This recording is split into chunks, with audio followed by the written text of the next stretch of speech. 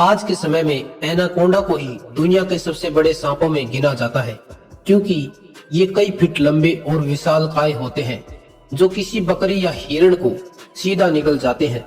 लेकिन क्या आप जानते हैं कि डायनासोर के काल में पाए जाने वाले टाइटन बोआ नाम के सांप एनाकोंडा से भी कई गुना विशाल होते थे। टाइटन बोआ को धरती पर मौजूद अब तक का सबसे बड़ा सांप माना जाता है और इसी वजह से इसे मोनिस्टर स्नेक भी कहा जाता है। वैसे तो यह माना जाता है कि डायनासोर के काल में सभी विशाल जीव जंतु 6.5 करोड़ साल पहले धरती पर उल्कापिंड गिरने की वजह से मारे गए थे। लेकिन साल 2018 में अमेरिका के कुछ वैज्ञानिकों ने यह दावा करके सबको चौंका दिया था कि टाइटन बोआ सांप आज भी जिंदा है। यह इतना बड़ा है कि किसी भी मगरमच्छ को सीधा निकल सकता है। दरअसल टाइटन बोआ को डायनासोर के साथ ही विलुप्त मान लिया गया था, लेकिन वैज्ञानिक मानते हैं कि दुनिया की सबसे बड़ी नदी अमेजन नदी में ये दैत्य रूपी जीव आज भी विचरण कर रहा है। माना जाता है कि यह सांप 50 फीट लंबा और 4 फीट चौड़ा है और यह भी माना जाता है कि टाइटन बोआ सांप का वजन 1500 किलो होता था।